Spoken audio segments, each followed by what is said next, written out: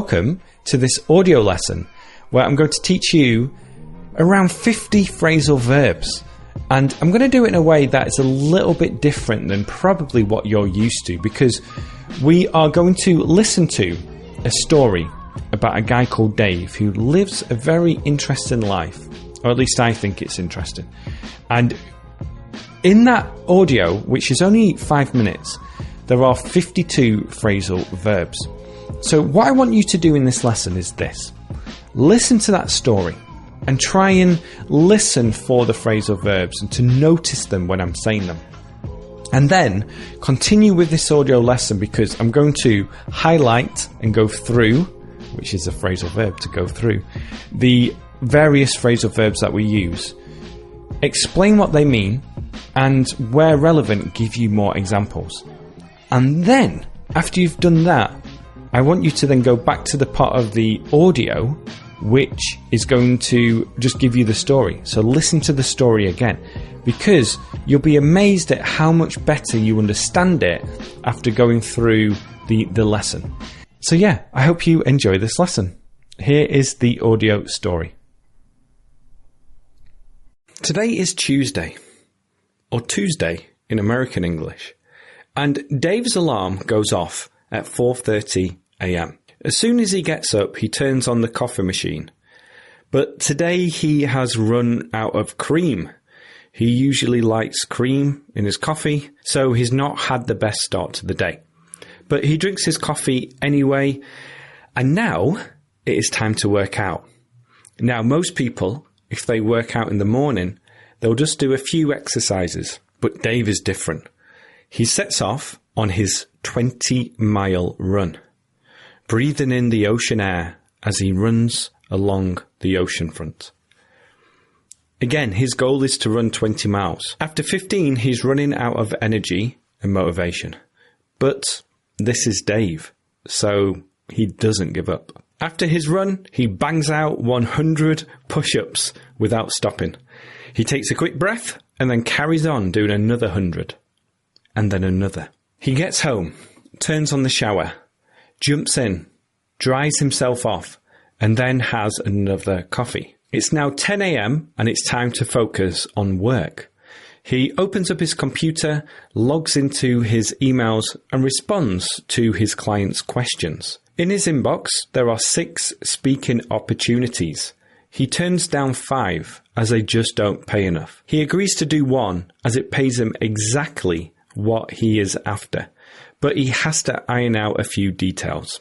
He remembers that he has a speaking engagement next week, so he looks up flights to New York, where the speaking engagement is, and he soon realizes he doesn't have time to shop around for the best deal. So instead, he fills out the form and books the flight, business class. It's now time to get on with writing his presentation. He doesn't want to put this off until tomorrow or until next week. Now, in the past, he would have a cigarette while writing his presentation, but he gave them up a few years ago because this is Dave, the new Dave. It's time to prepare his lunch, so he warms up leftover pasta from the night before, and once it's ready, he digs in and finishes it within about 3 minutes. The afternoon is dragging on a bit, so he makes another coffee. This time, he adds in a little honey. He spends the rest of the afternoon finishing up his presentation. Once that is done, it's now time to chill out for the rest of the evening. So he decides to text his friend to see if she wants to hang out for the rest of the day. She agrees, and he heads out just before 5 and sets off for his friend's house. He hasn't seen her for a while, so he's looking forward to catching up. They grew up together and he's worried about them growing apart, so he's very excited about seeing her. When he gets there, he pops in for a few minutes. They decide to eat out, so they head out to this new exciting restaurant. They order some appetizers. Dave is starving at this point, so he wolfs them down. Sarah only picks at them. They then go through the menu again and pick out a main meal to share. Sarah then knocks back a couple of very expensive cocktails, but Dave just drinks water, who's trying to cut out alcohol during the week, which is pretty smart. Before heading back home, they decide to take a walk along the ocean, and they actually run into an old friend from school who is there with other friends around a campfire. They decide to stay out a little bit longer, and then Dave drops Sarah off at her home and drives back home. When Dave gets home, he has enough time to write down what he has learned during that day in his journal. He then turns off the lights, gets into bed and passes out immediately. Today has been a good day. Okay, so we had 53 phrasal verbs there. I'm not going to go through each one in depth, but I'm just going to repeat some of them now. So the first one, Dave's alarm goes off at 4:30. So when something goes off, it means it makes a sound. This could be your alarm on your phone. So my alarm is going to go off at 5 a.m. tomorrow. I'm not looking forward to it, for example. But it could just also be a fire alarm or a car alarm. So your car alarm is going off. Could you turn it off? And turn off is another phrasal verb. The next one, as soon as he gets up. So to get up means to get out of bed. He turns on the coffee machine. To turn on means to start it. You can turn on a light, turn on the TV, turn on anything really. Anything that has a switch. The next one is a great one. To run out of something. And in the story, I said he runs out of cream. Now, if I have coffee or tea, I actually gave up coffee a year ago now. But when I have tea, I like to put cream in it or some milk. So cream is that really thick style milk, which is great in coffee and tea. But if you run out of something, it means you don't have any remaining. So it means that you don't have any left. And you can use this a lot in the present continuous. We're running out of cream. We're running out of time. We're running out of gas. Let's stop soon. Now, Dave is a big fitness fan. And I said in the story, it's time to work out. And to work out means to exercise. To exercise. An example is, I haven't worked out much this week. I haven't worked out much this week. Now, you don't really use this for sports or walking. It's mainly used when you want to do exercise, like go to the gym, or maybe go for a run as well, but mainly going to the gym. I then said he sets off on his 20-mile run. So to set off means to start a journey. So you can say, we need to set off early tomorrow. Let's set our alarm really early. Okay. So to set an alarm means to give your alarm to put it into your phone so it goes off at the right time. But to set off means to start a journey. In the story, he ran on the beach, or he went for a run on the beach, and I gave 2 phrasal verbs here. To breathe in the ocean air. To breathe in the ocean air. Feels good, doesn't it? To breathe in the ocean air. So this means to inhale something, like breathe in smoke, for example. And then the other one was he runs along the ocean front. So to run along something means to run next to something. It could be used for other things like to run along the train tracks, to run along the road, to run along the river. Now, although he was running out of energy, which we talked about before, to run out of something, he didn't give up in the past. He didn't give up. And to give up means to quit, to stop doing something. Now, we can use this a lot in sport, like don't give up now, keep going. Don't give up now, keep going. But we can also use it for things like bad habits, like I need to give up smoking. I need to give up fast food. And I gave up coffee, for example. Next one related to working out is he bangs out 100 push-ups. So if you bang something out, it means you do something in a quick manner and you don't procrastinate. You just get it done. It's mainly used for sports, and you won't really use this much in everyday English. But if you're watching a movie, maybe something to do with sport or to do with the army and the navy, then you might hear this, to bang out 100 push-ups. After exercising, Dave needed a shower. So what he did was he turned the shower on. So again, this means to start something, to turn the shower on. And then he jumped in the shower, to jump in the shower. And this just means to get in the shower. And I use this nearly every time I'm telling somebody I'm going to have a shower. I'm just going to jump in the shower. And it does suggest that you're going to have a quick shower. To jump in the shower. I'm just going to jump in the shower. I won't be long. So after getting out of the shower, he decides to do a little bit of work and he opens up his computer. Now, you can imagine this in your head. You can picture what is happening here. Imagine you have a laptop. It is in your bag. And simply, you just open it up. So you don't say open a computer, you say open it up. And you can also use this for presentations or files, like open up this file, open up this presentation. So open up something is used a lot with computers and work. Now, the next thing he does is he logs into his emails. He logs into his emails. This is where you enter your username and password to access your emails. And sometimes when somebody buys one of my courses, I get an email saying, I can't log into my account. I can't log into my account. So I help them log into their account. Now, Dave is in demand for his services, but he turns down 5 offers. And to turn something down means to refuse to do it. So he turns down 5 offers. He refuses to do it. He says no to those offers. Now, think about a job that you apply for, but it's not quite right for you because of whatever reason. Maybe they don't pay you enough. You can say, oh, I have to turn that job down because it doesn't pay well enough. I have to turn that job down. Now, the next one is fantastic for business English, to iron out a few details. So he has an offer, but he has to iron out a few details. And this means to resolve or to agree to some details. So often when you are agreeing to something, signing a contract, if you are an independent contractor, you might have to iron a few things out, which means say, okay, I'll do it if you do this. Or let's do it, but I need to do a bit of this. So that means to iron stuff out.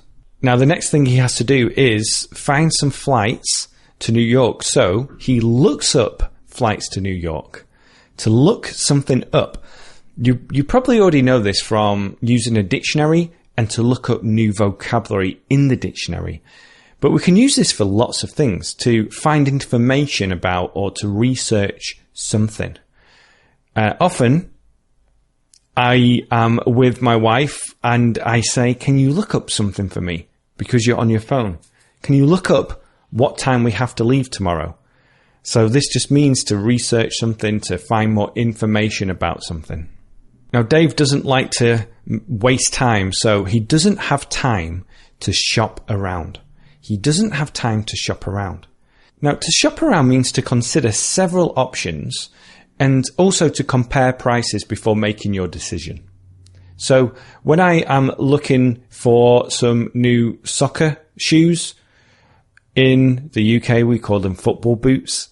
I don't like the term soccer shoes or soccer cleats. So football boots. I often shop around and I usually, and this is another phrasal verb, I usually end up getting them on eBay because they're a lot cheaper there. But I'll look on Amazon as well and just other places. So to shop around means to consider several options before buying something, before making your decision. Now, after doing that, after doing his exercise and looking at flights and going through his emails, it's now time to get on with writing his presentation. It's time to get on with writing his presentation. So to get on with something means to spend your time doing something, to actually commit that time to doing it. Another phrase here, if you say to somebody, just get on with it, it's a little bit critical. You're saying, look, you're wasting time. Just start this thing. Just get on with it. Stop wasting time procrastinating or looking up flights to New York. And often when you procrastinate, you put things off. And in the story, it said he doesn't want to put this off until next week. So to put something off means to delay something. This is used a lot in everyday English. People say, I keep putting off doing our taxes. I keep putting off doing admin at home. I keep putting off the laundry.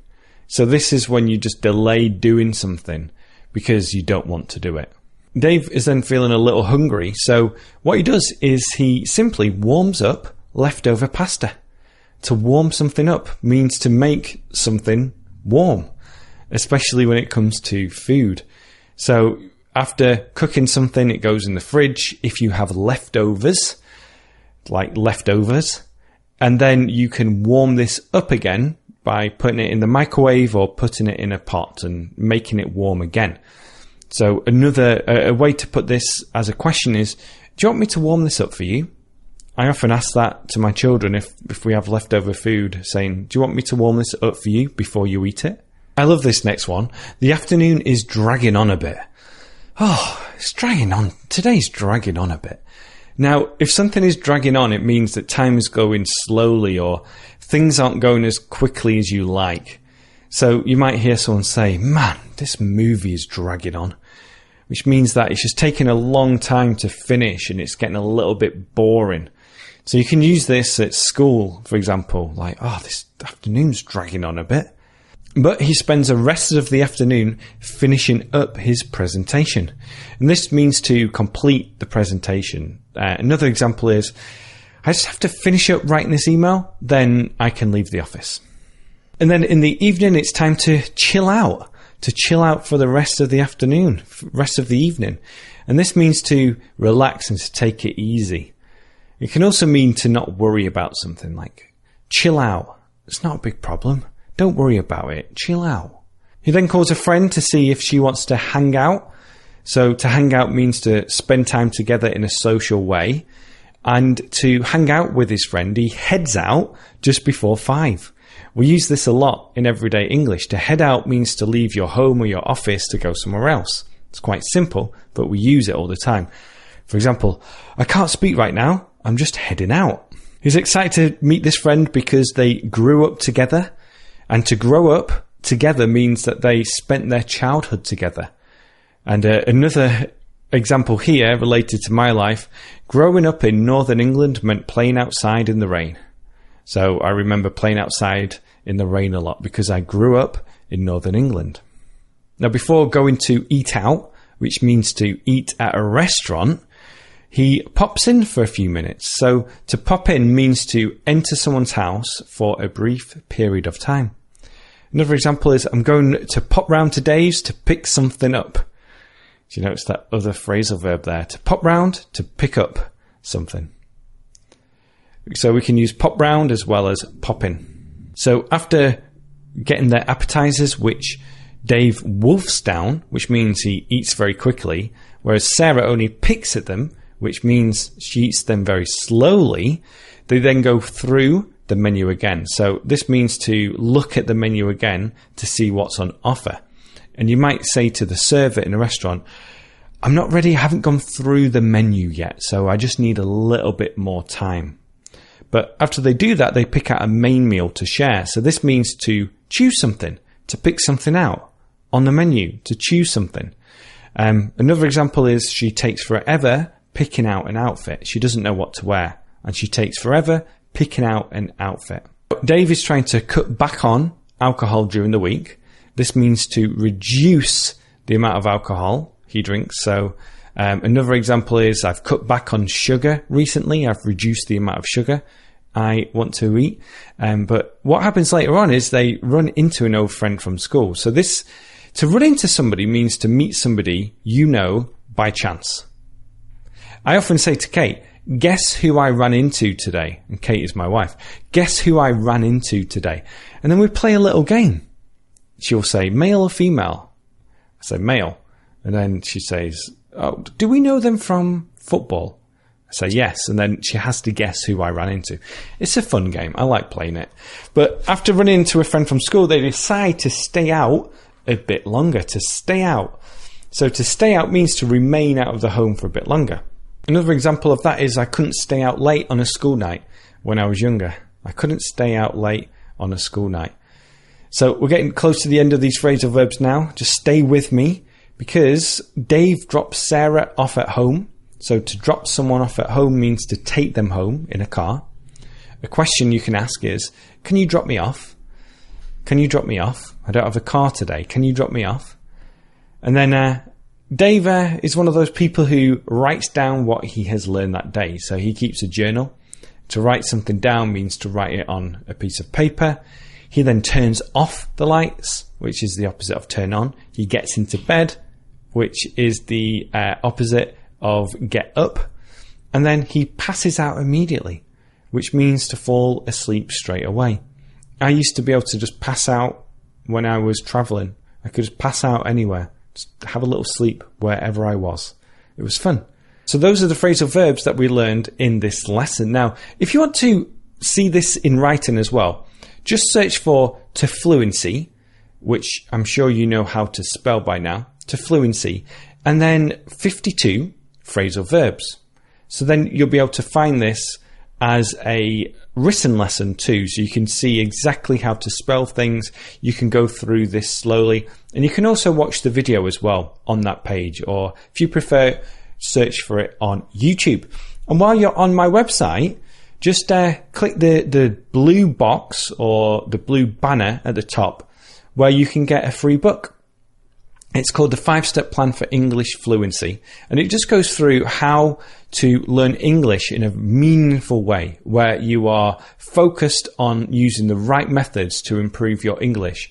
And it's also going to give you the motivation and the resources so you can actually think about your goals and think about how best to learn English in a way that's going to be beneficial for you. So definitely check that out, and then be sure to like this podcast, leave a review if you can, if you're on a platform that allows you to do that, and share it with your friends. Okay, thank you for listening, and I'll speak to you soon. Bye-bye.